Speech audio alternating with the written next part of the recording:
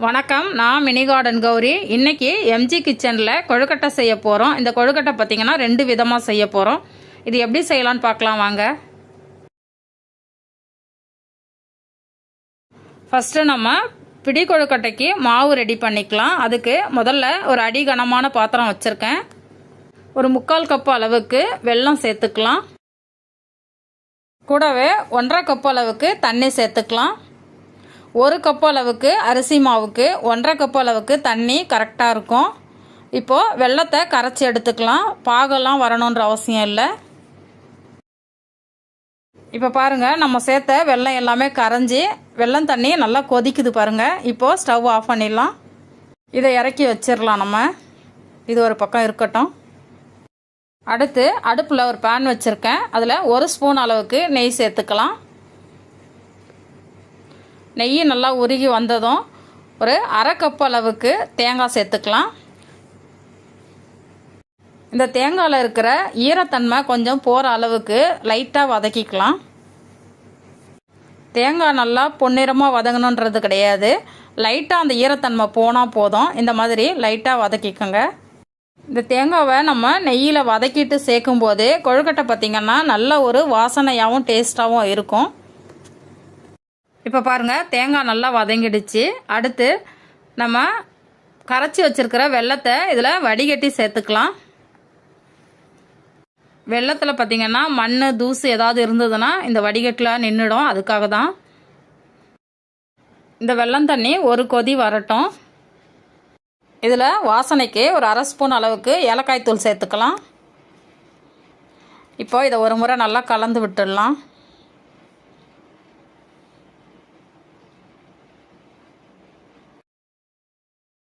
அடுத்து 1/4 ஸ்பூனுக்கும் கம்மியாக கொஞ்சம் உப்பு சேர்த்துக்கலாம்.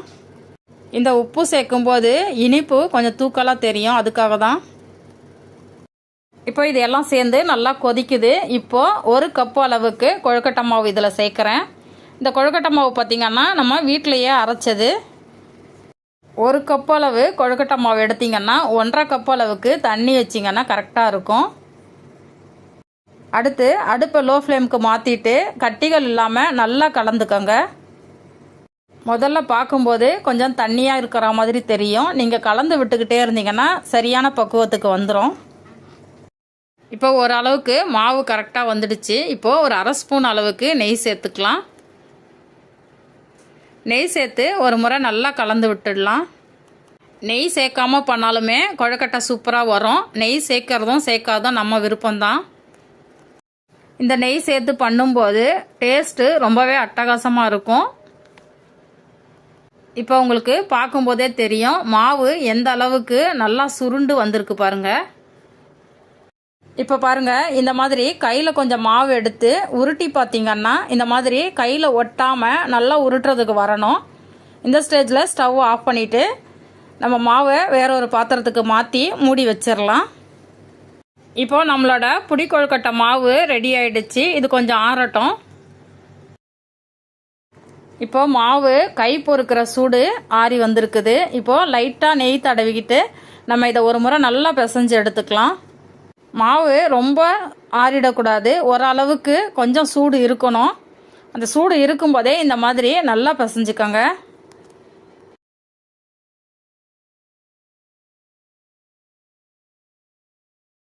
மாவு நல்லா சாஃப்டாக பிசைஞ்சாச்சு. இப்போது நம்ம புடி கொழுக்கட்டை பிடிச்சிக்கலாம்.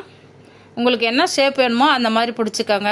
நான் இப்போது பிடி கொழுக்கட்டை தான் பிடிக்க போகிறேன். இந்த மாதிரி கையில் வச்சு நல்லா உருட்டிட்டு நம்மளோட விரல்களை வச்சு ஒரு அழுத்தம் கொடுத்தோம்னா நம்மளோட விரல் அந்த கொழுக்கட்டையெல்லாம் நல்லா பதிஞ்சிரும். இங்கே பாருங்கள், இந்த மாதிரி பிடிச்சி எடுத்துக்கோங்க. உங்களுக்கு பால் மாதிரி உருண்டை ஷேப்பில் கூட பிடிச்சி எடுத்துக்கலாம்.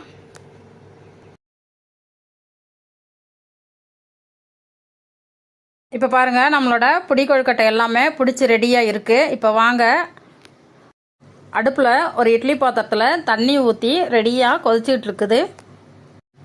அடியில் ஒரு பிளேட் வச்சுருக்கிறேன். இப்போ நம்ம கொழுக்கட்டை எல்லாத்தையுமே இதில் ஒன்று ஒன்றா அடுக்கிக்கலாம்.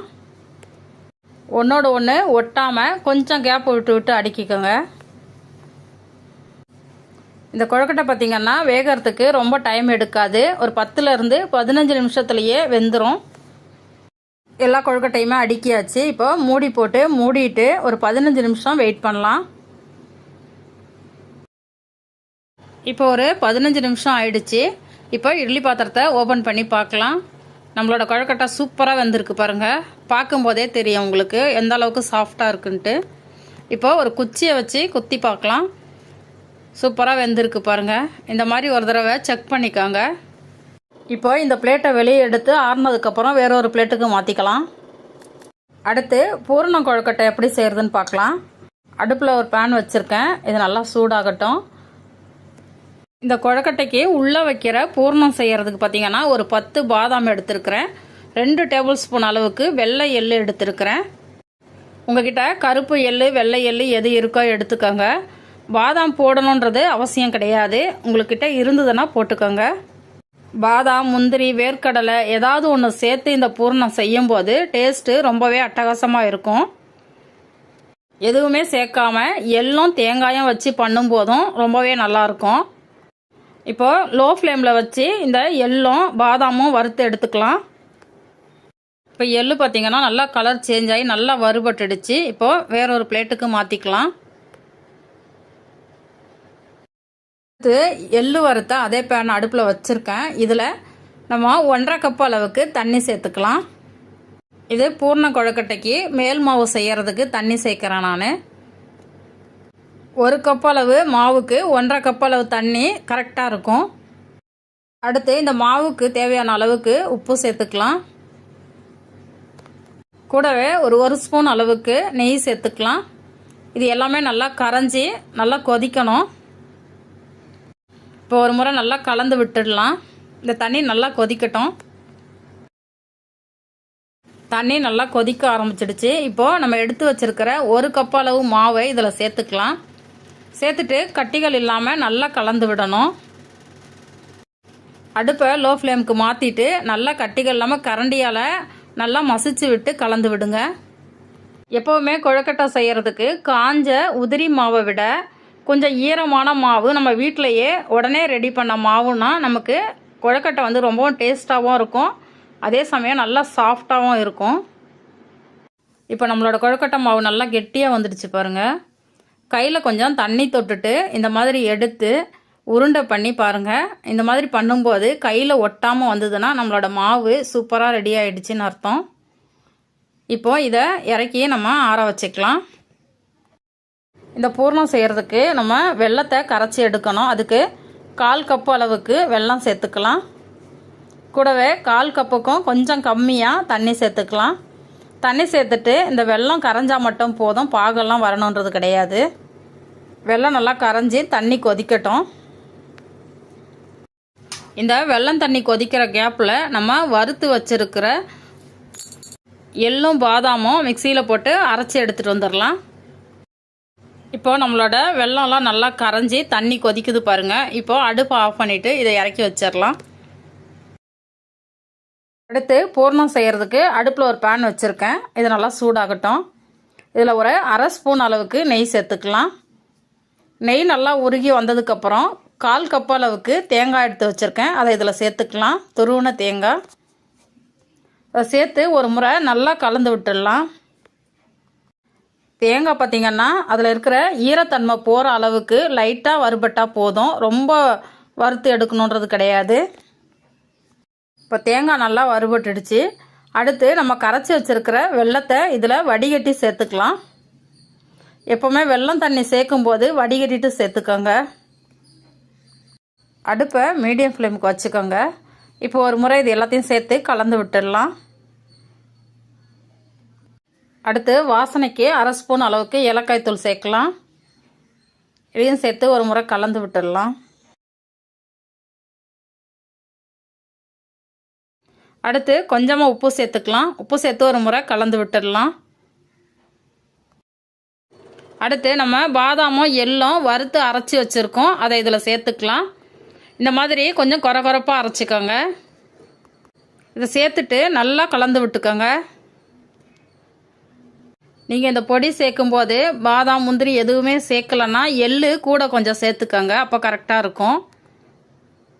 இந்த பூர்ணம் செய்யும்போது பார்த்திங்கன்னா ரொம்ப தண்ணியாகவும் இருக்கக்கூடாது, ரொம்ப கெட்டியாகவும் இருக்கக்கூடாது.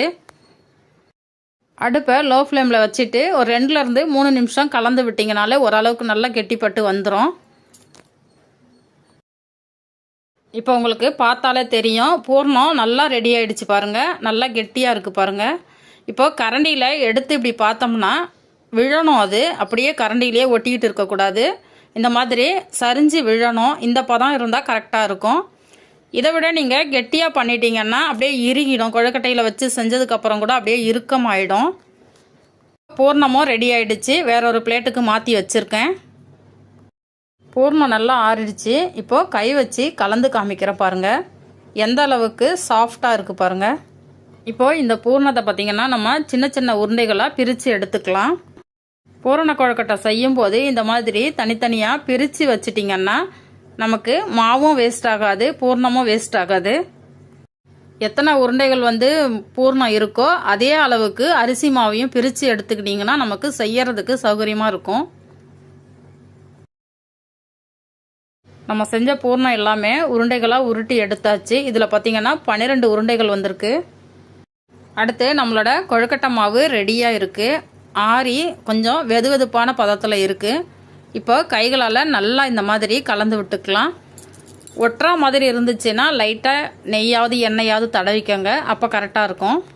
இந்த கொழுக்கட்டை மாவை 2லேருந்து ஒரு 3 நிமிஷம் வரைக்கும் இந்த மாதிரி நல்லா நம்ம பிசைஞ்சு எடுத்துக்கணும். அப்போ தான் நம்ம எவ்வளோ நேரம் கொழுக்கட்டை வெளியில் இருந்தாலும் ஃப்ரிட்ஜில் வச்சாலும் சாஃப்டாக அப்படியே இருக்கும் நமக்கு.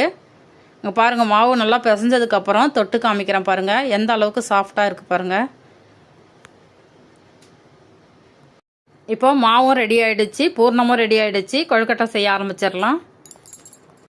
இப்போ இதிலேருந்து கொஞ்சம் மாவு எடுத்துக்கோங்க. நமக்கு உருண்டை எந்த சைஸ்க்கு வேணுமோ அந்த அளவுக்கு மாவு எடுத்துக்கோங்க. இப்போ இதை ஒரு உருண்டை மாதிரி பண்ணிவிட்டு அதுக்கப்புறம் இந்த கட்டை விரலை வச்சு இந்த மாதிரி லைட்டாக ப்ரெஸ் பண்ணிக்கிட்டே இருந்தீங்கன்னா இந்த மாதிரி சொப்பு மாதிரி வந்துடும். இது ரொம்ப திக்காகவும் இல்லாமல் ரொம்ப மெல்லிசாகவும் இல்லாமல் ஒரு மீடியமாக பண்ணிக்கோங்க. இப்போ நம்ம ரெடி பண்ணி வச்சுருக்கிற பூர்ணத்தை இது உள்ளே வச்சிடலாம். வச்சுட்டு அப்படியே இதை மூடுங்க. இந்த கொழுக்கட்டை பார்த்திங்கன்னா உங்களுக்கு என்ன ஷேப் வேணுமோ அந்த மாதிரி செஞ்சுக்கலாம்.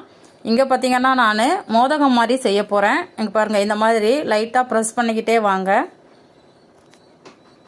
இப்போ இந்த மாதிரி மூடி இந்த ஷேப்புக்கு எடுத்துகிட்டு வந்துடுங்க. விரிசல் இல்லாமல் நல்லா இது பண்ணிக்கோங்க, அட்ஜஸ்ட் பண்ணி நல்லா பண்ணிக்கோங்க இது அழகாக. அடுத்து பார்த்திங்கன்னா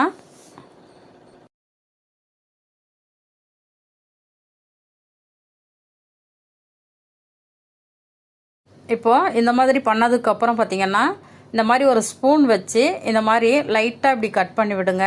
டிசைன் பார்க்குறதுக்கு நல்லாயிருக்கும். நம்மளுக்கு கொழுக்கட்டை வெந்து எடுக்கும்போது பூண்டு மாதிரி பார்க்கவே அழகாக இருக்கும். இப்போ பாருங்கள், டிசைன் பண்ணி முடித்ததுக்கப்புறம் எப்படி இருக்குன்னு பாருங்கள். இந்த மாதிரி எல்லா கொழுக்கட்டையுமே ரெடி பண்ணி எடுத்துக்கலாம். இப்போ இது ஒரு பிளேட்டில் வச்சிடலாம்.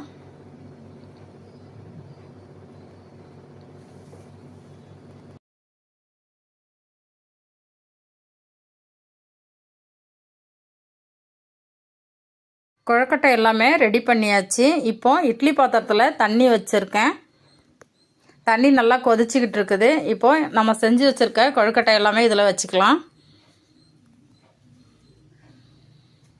இப்போ மூடியை போட்டு மூடிட்டு ஒரு 15 நிமிஷம் நல்லா வேகட்டும்.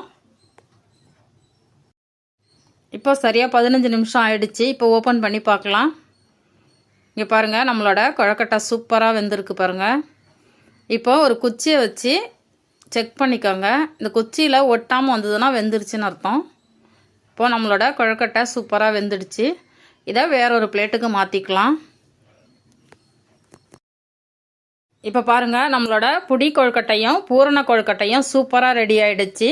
இப்போது ஒரு கொழுக்கட்டை எடுத்து உங்களுக்கு எப்படி இருக்குன்னு காமிக்கிறேன் பாருங்கள். இந்த அளவுக்கு சாஃப்டாக இந்த கொழுக்கட்டை நாக்கில் வச்ச உடனே அப்படியே கரையும். நீங்கள் ஒரு முறை இந்த மாதிரி செஞ்சீங்கன்னா எப்போவுமே இந்த மாதிரி தான் செய்வீங்க. அந்த அளவுக்கு சரியான டேஸ்ட்டாக இருக்கும். அடுத்து புடி கொழுக்கட்டை எந்த அளவுக்கு சாஃப்டாக வந்திருக்கு பாருங்கள். இந்த 2 கொழுக்கட்டையுமே உங்கள் வீட்டில் நீங்கள் செஞ்சு பாருங்கள். இங்கே பாருங்கள், நல்லா பஞ்சு மாதிரி இருக்குது பாருங்கள். இந்த வீடியோ உங்களுக்கு பிடிச்சிருந்தா நம்ம சேனலை சப்ஸ்கிரைப் பண்ணி வச்சுக்கோங்க. நான் சுவைக்கட்டும், ஆரோக்கியம் பெருகட்டும். நன்றி.